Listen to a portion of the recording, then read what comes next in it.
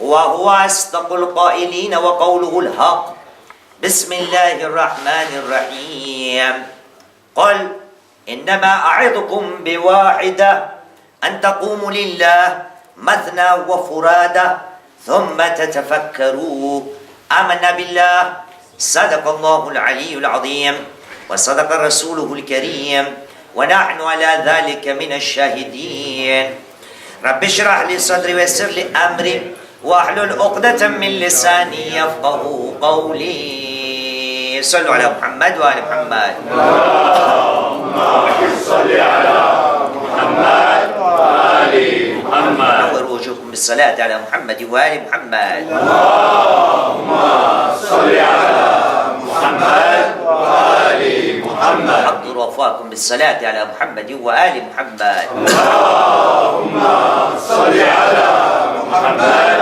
وآل محمد طيبوا أنفاسكم بأعلى أصواتكم بالصلاة على محمد وآل محمد اللهم صل على محمد وآل محمد وعجل فرجهم صلوا على محمد وآل محمد اللهم صل على محمد وآل محمد وعجل فرجهم.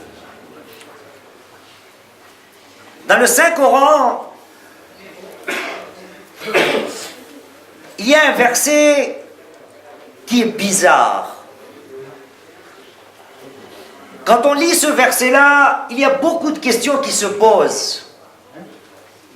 Et quand nous nous posons ces questions à propos de ce verset, il nous semble bizarre pourquoi Allah subhanahu wa ta'ala a mis autant de points sur les i dans ce verset et en même temps, ô combien Allah subhanahu wa ta'ala veut nous montrer l'importance du sujet de ce verset, qu'il est important pour chacun d'entre nous d'y réfléchir.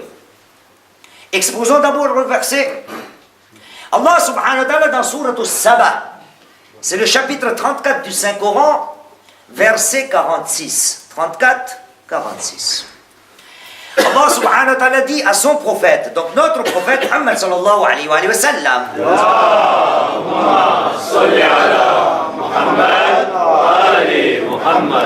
il lui dit Bismillah ar-Rahman ar-Rahim, Qul innama a'idhukum biwahida.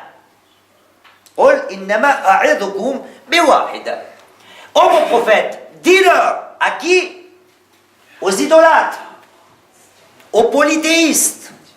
Dis-leur à tout le monde, dis-leur que je ne vous conseillerai un seul conseil, un seul.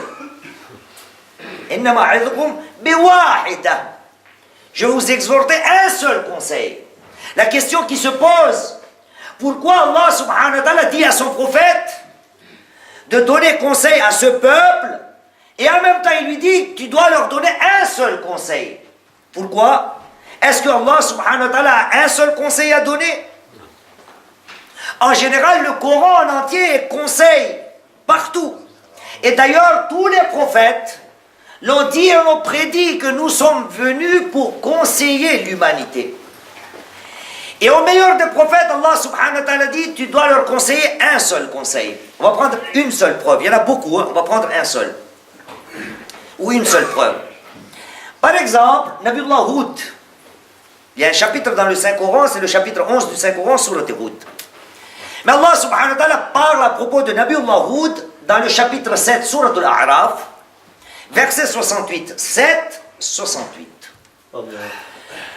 Allah subhanahu wa ta'ala dit à propos de Nabiullah Hud, et il dit Bismillahirrahmanirrahim.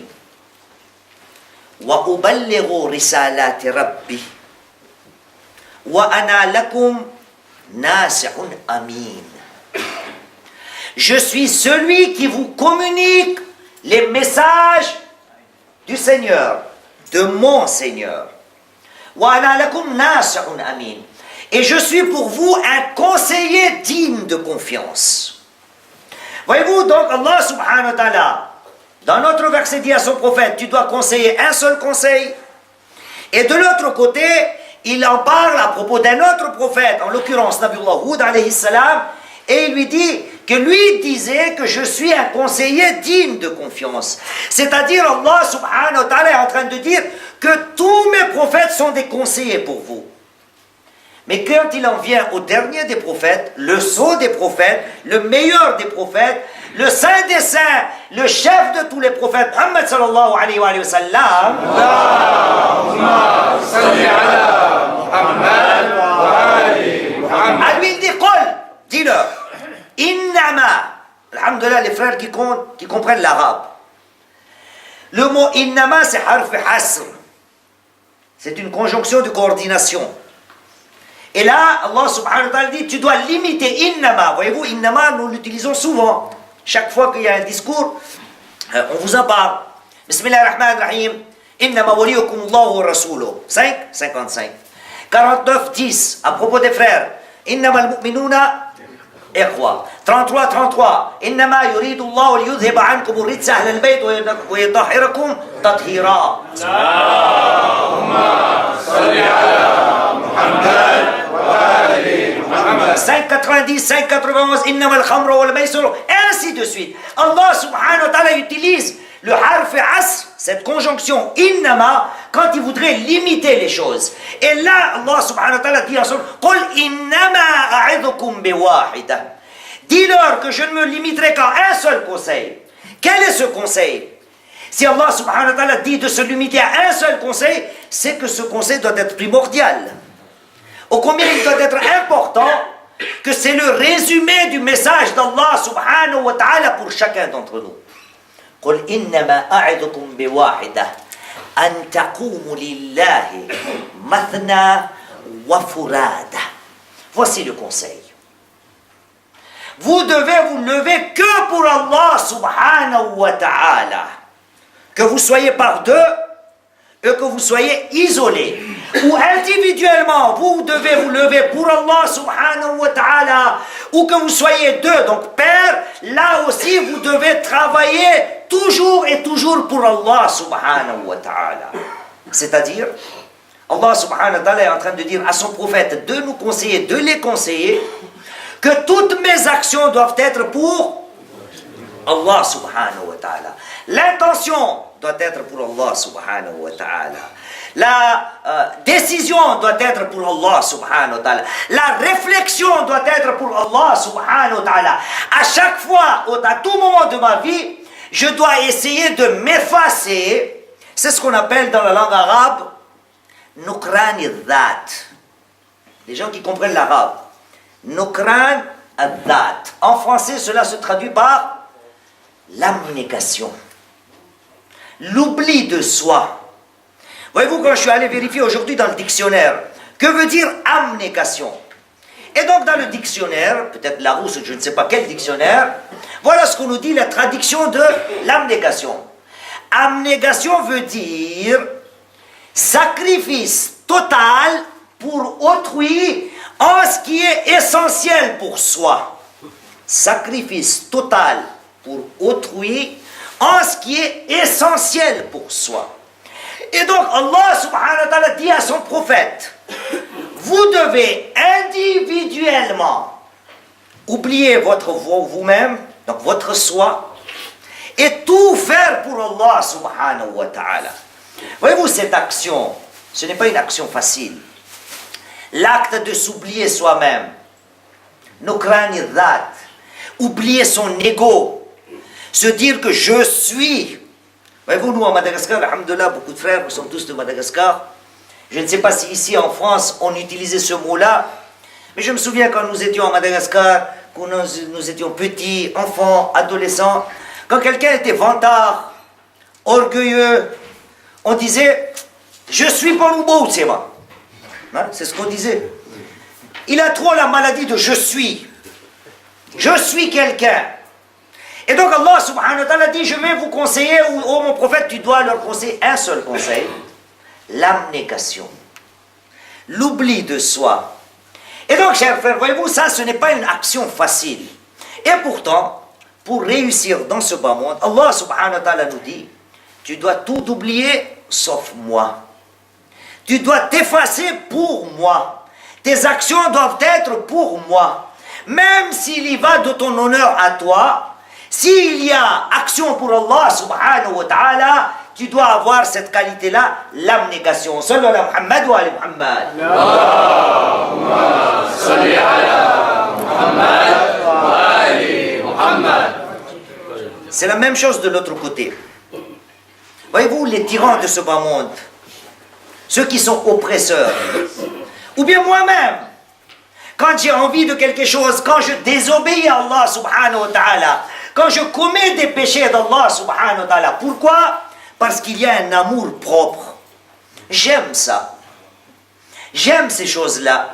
J'y prends plaisir.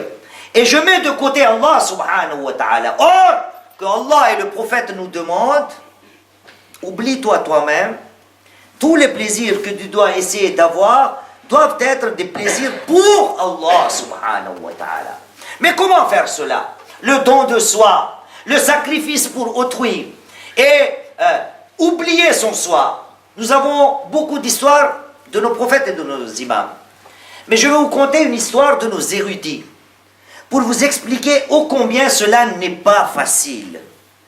En faire un discours, c'est très facile. Mais à chaque fois que dans ma vie, l'occasion se présente, je dois penser à ce verset là où Allah subhanahu wa ta'ala dit « Tu ne dois conseiller qu'un seul conseil, l'abnégation. » L'histoire de nos érudits nous relate en Irak, à Najaf, dans les années 1920, Thawratul Ashrin, la révolution de 1920 en Irak. Et en ce temps-là, nous avions eu un érudit rempli beaucoup de vertus, dont le nom est Ayatullah al-Sheikh Muhammad Taqi al-Shirazi. Ayatullah al-Sheikh Muhammad Taqi al-Shirazi. Et l'histoire nous relate qu'il avait 80 ans. Très vieux. Et voyez-vous, l'histoire nous dit, quand les gens venaient demander à propos de Cheikh Muhammad Taqi al-Shirazi, et on posait la question, comment est-il? Est-il adil? Adil, donc juste, honnête, loyal. On parle là pas de la justice des tribunaux, de la justice spirituelle, l'intégrité morale de Ayatullah. C'est-à-dire, est-ce qu'on peut le suivre de la même façon que quand quelqu'un doit suivre quelqu'un? Dans quoi? Pas taqlid. Dans la prière en assemblée. On va prendre mon exemple. Suis-je adil? Et donc, le mot adil, être juste dans la jurisprudence, ne veut pas dire être équitable. Croyez-vous que je suis équitable, moi? Non, justement, non. Je pense. Inch'Allah. J'ai 5 enfants. J'ai 5 enfants. Il y en a un, le plus âgé, il en a 21, et le dernier, il en a 7 ou 8. Voyez-vous, vous êtes sûr et certain que je suis plus attiré par le dernier, non? Et donc, je ne suis pas équitable. Quand j'amène des cadeaux pour mes enfants, il est sûr et certain que j'en ramène de temps en temps, de plus en plus, pour le dernier que pour le premier. Donc, je ne suis pas équitable dans ma vie. Mais en même temps, on ne parle pas de cette équité-là, on ne parle pas de cette justice-là, on parle de l'équité morale, dans le sens de la jurisprudence. Est-ce que je commets des péchés d'Allah subhanahu wa ta'ala qui met une tâche dans ma vie?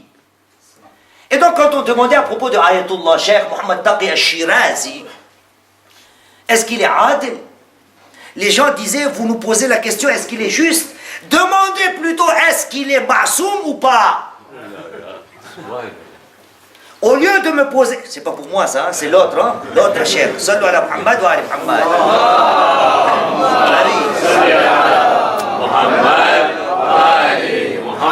Faut pas que vous commenciez à confondre en disant, hein, cheikh, il a pris des zigzags pour parler de lui-même. Non, non, non, non, je suis très loin de ça. Quand on demandait des vertus de Cheikh Muhammad Taqi, Ayatullah Cheikh Muhammad Taqi al-Shirazi, quand on demandait à propos de lui, est-ce qu'il a des vertus, est-ce qu'il est croyant, est-ce qu'il est pieux, est-ce qu'il est juste, honnête, loyal, dans son intégrité, on disait en réponse, demandez plutôt est-ce qu'il est ma'soum ou pas ma'soum, demandez plutôt est-ce qu'il est infaillible ou pas infaillible. Bien sûr, il est infaillible. Mais c'est pour nous montrer les vertus du cheikh. Et donc ce cheikh-là a un avis dans le fiqh qui est différent des autres. Il y en a d'autres qui sont de leur avis. Il s'agit d'une question, et vous n'oubliez pas le sujet. on parle de l'oubli de soi. On parle de l'abnégation. Quand notre propre fort intérieur est attaqué, mais nous sommes prêts à le sacrifier pour Allah subhanahu wa ta'ala. Et donc lui, il a un avis différent des autres.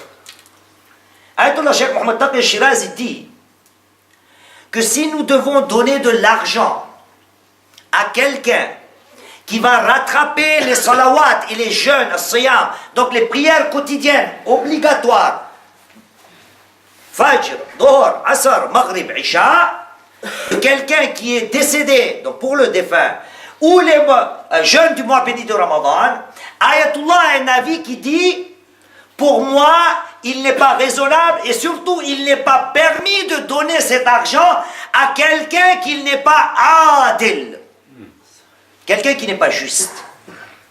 Ça veut dire quoi qui n'est pas juste? Quelqu'un qui ne commet pas des péchés devant tout le monde. Il doit être adil. Bien. Et pourtant, les autres érudits disent non. Ce n'est pas une condition sine qua non. Du moment qu'il y a thiqa, qu'il y a confiance, on va prendre votre exemple, vous êtes, machallah, devant moi, on ne connaît pas cette personne, mais on connaît, machallah, c'est quelqu'un qui vient à la prière, c'est quelqu'un en qui on peut faire confiance. Nous avons un défunt qui a raté, par exemple, 2 ans de prière, nous lui donnons l'argent en disant, frère, voilà l'argent, et tu feras 2 ans de prière à rattraper pour un tel marhoum. Nous avons confiance, c'est suffisant. Ayatollah Cheikh Mohammed Taqi al-Shirazi dit, non!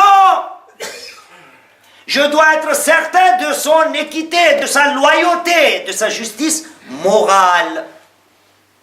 Bien, l'histoire nous relate qu'un de ces jours, un pauvre en Irak, à Bagdad, est venu le voir en pleurant, se plaindre auprès de Ayatollah et lui dire, Allah, j'ai pas d'argent, j'ai des enfants à nourrir, j'ai une famille à nourrir, je n'ai rien à la maison.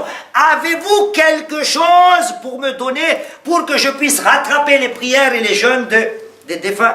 Parce que les gens viennent voir les érudits pour leur déposer cet argent-là pour qu'on rattrape par la suite les prières et les jeûnes. Entre parenthèses, que soit dit, même ici, si vous avez ces actions à faire, nous sommes à votre service. L'argent sera envoyé à Ayatollah et les prières et les jeûnes pourront être rattrapés. Sallu ala Muhammad wa ala Muhammad. Allahumma salli ala Muhammad wa ala Muhammad. Ayatollah lui répond, je n'ai rien en ce moment. Personne n'est venu me voir en me léguant un dépôt en disant que tu dois ou vous devez rattraper ces prières ou ces jeûnes pour un des marhoums. Et à ce moment-là, le pauvre, celui qui n'a rien, commença à dire des gros mots, à injurier Ayatollah, en disant, par exemple, vous n'êtes que là pour ramasser de l'argent, vous ne faites rien du tout, vous êtes là, comme on dit en français, pour chauffer. Hein, c'est comme ça qu'on dit. Pour chauffer le siège, pour qu'il ne se refroidit pas. Vous ne faites rien pour les pauvres. Il a commencé à injurier, et il est parti. Après quelques jours, quelqu'un est venu voir son excellence, donc Ayatollah Cheikh Mohammed Taqi al-Shirazi, et lui a donné quelques sommes en lui disant rattrapage pour jeûne et prière quotidienne. Les gens étaient assis autour de Cheikh, et Cheikh a dit à un de ses, peut-être ses collaborateurs, on va dire, dit allez donner cet argent à l'autre. À celui qui m'a insulté, qui m'a injurié. Et donc celui qui était assis était comme moi, il dit, Cheikh, vous n'avez pas un avis qui dit très clairement que celui qui perd sa loyauté, sa honnêteté, sa justice morale, nous ne pouvons pas lui donner l'argent.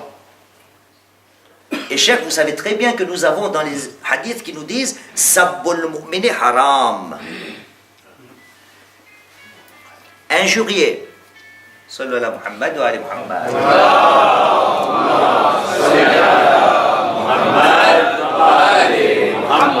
Injurier le croyant est haram.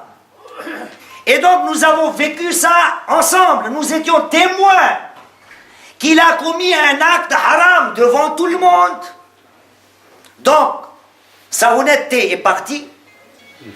Première chose. Et si on va voir Sabbul Mu'min, est-ce que vous êtes croyant ou non? La question ne se pose pas. Parce que nous sommes des gens qui déclarons, demandez plutôt s'il est ma'soum ou non. Un marja à qui on dit des gros mots, un érudit à qui on dit des paroles déplacées, comment est-ce possible pour lui donner? Eh bien, Ayatollah a dit, Sabbul fuqara'i lil ulama, la tusqitu adalatihim. Quand les fuqara, les nécessiteux, donnent ou placent des paroles déplacées envers les érudits, cela ne casse pas leur intégrité morale ou leur honnêteté morale ou leur justice morale. Il a dit ces paroles parce qu'il était choqué et touché, vu sa situation. Il savait comment je vais rentrer à la maison. Que vais-je dire à ma femme, à mes enfants? Et donc, dans l'énervement, il a dit ces paroles. Ce sont des paroles qui ne comptent pas. Allez lui donner l'argent pour subvenir à ses besoins et qu'il puisse rattraper les jeûnes et les prières d'un de ses défunts. Voyez-vous, chers frères, le cheikh nous montre, c'est ce qu'on appelle Nukran al-Dhat. Il s'est effacé devant Allah subhanahu wa ta'ala. C'est pas parce qu'il a été attaqué qu'il va se maintenir sur cette attaque. Non. Pour Allah subhanahu wa ta'ala, qu'est-ce qu'il fait? Il fait l'abnégation. Il oublie son plus. C'est pour ça. De l'autre côté, si nous voyons les tyrans, c'est le contraire. Une parole déplacée, la prison. Un acte déplacé, les tortures. Et ainsi de suite dans le monde entier. Pourquoi tout cela? Pour son propre amour. Voilà pourquoi le prophète Muhammad sallallahu alayhi wa sallam,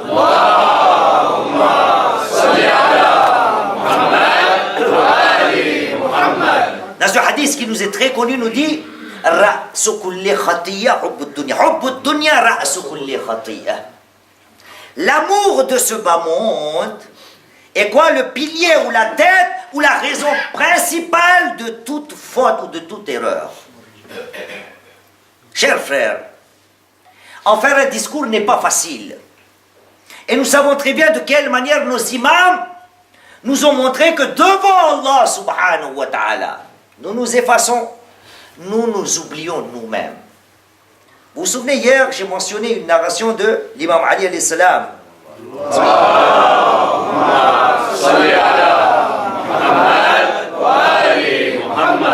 Hier, dans le majlis. Alhamdulillah, Hajj Dhakir, sallu ala Muhammad wa ali Muhammad.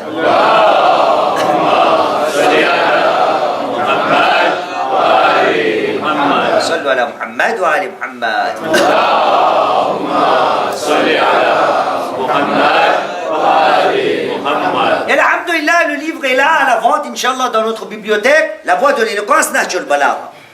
Mais avant de vous faire part de cette parole, allons voir une des paroles de notre troisième imam, l'imam Hussein alayhi salam. Allahumma salli ala Muhammad wa ali Muhammad. Notre troisième imam nous enseigne par le biais de cette parole remplie de sagesse. Il nous dit, il me semble, c'est dans Douaï Arafat, le jour qu'on vient de passer.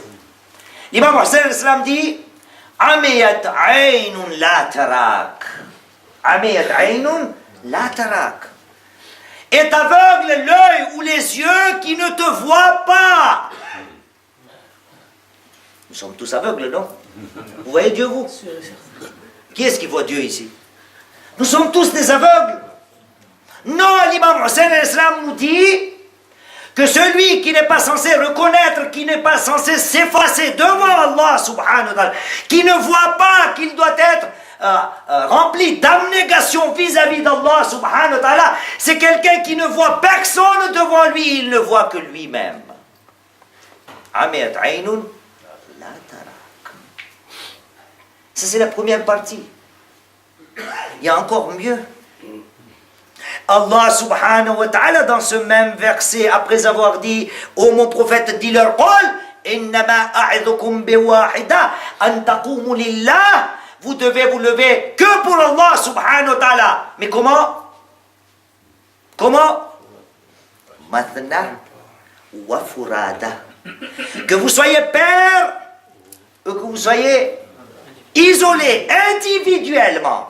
C'est-à-dire, Allah subhanahu wa ta'ala nous dit individuellement, la question doit se poser, et entre nous, la même question doit se poser. Qui suis-je pour écraser un tel? Qui suis-je pour faire du mal à un tel? Qui suis-je pour lancer des paroles, des mauvaises paroles à un tel? Qui suis-je devant Allah subhanahu wa ta'ala? Je ne suis rien du tout. Mathna wa furada. Thumma tatafakkaru. Et après songez, réfléchissez, d'où est-ce que vous venez? Où est-ce que vous allez partir? Et quelle est votre fin? L'abnégation n'est pas facile à mettre en pratique dans la vie de chacun d'entre nous. Mais en même temps, c'est un verset dans lequel Allah subhanahu wa ta'ala, tu dois conseiller ce seul conseil. C'est le résumé de notre vie. Si nous arrivons à maîtriser notre ego, si nous arrivons à oublier son soi, Inch'Allah ta'ala, c'est le paradis. Vous vous souvenez d'une narration? Je vous ai dit, je vous ai promis l'autre narration d'hier. Analysons cette narration-là. Dans un livre, c'était page 666, mais je viens de le revérifier. Dans l'actuelle impression, c'est à la page 708. Et c'est toujours la dernière parole de l'imam Ali, alayhi salam, dans Nahj al-Balagha.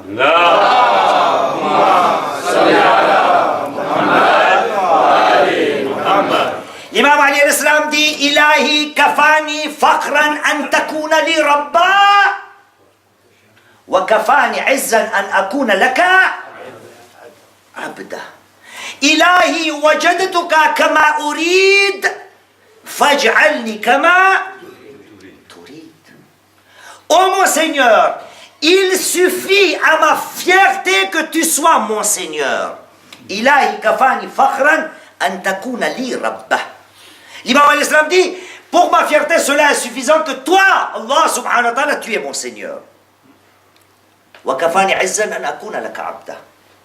Et en même temps, il suffit à ma gloire que je sois quelqu'un de soumis à toi, que je sois un de tes serviteurs. Mais l'imam Ali ne s'arrête pas là.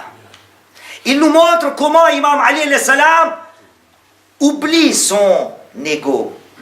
Et il nous dit, Ilahi wajadtuka kama urid. Ô mon Seigneur, je t'ai perçu comme je le voulais. Faj'alni kama turid. Fais de moi comme toi tu le veux. Et je vous ai déjà parlé ici même à Salatul Jum'ah. Ça, c'est une parole qui est digne de l'imam Ali alayhi salam. C'est une parole qui n'est pas digne de moi. Moi, je ne peux pas prononcer ces paroles. Pourquoi? Parce que je ne connais pas Allah subhanahu wa ta'ala. Voilà pourquoi un de nos érudits disait, l'imam alayhi salam a le droit de dire Ilahi kafani fakhran an takuna li rabba wa kafani izzan an akuna laka abda. L'imam Ali a le droit de dire Ilahi wajadtuka kama urid. Oh mon Seigneur, je t'ai perçu comme je le voulais. Mais notre érudit nous dit, ça c'est l'imam Ali qui a le droit de le dire. Nous ne pouvons pas dire cela. Nous devons dire Ilahi wajadtuka fawqa ma urid. Oh mon Seigneur, je t'ai perçu plus que je ne le pensais. Parce que je ne connais pas Allah subhanahu wa ta'ala. Et donc l'imam alayhi salam nous montre de quelle manière il s'efface devant Allah subhanahu wa ta'ala. Mais il n'y a pas que ça. Une dernière narration. On est venu demander à l'imam Ali, Nahj al-Balagha encore. Ya Ali, mal masafa bayna ad-dunya wal jannah. Madmoun.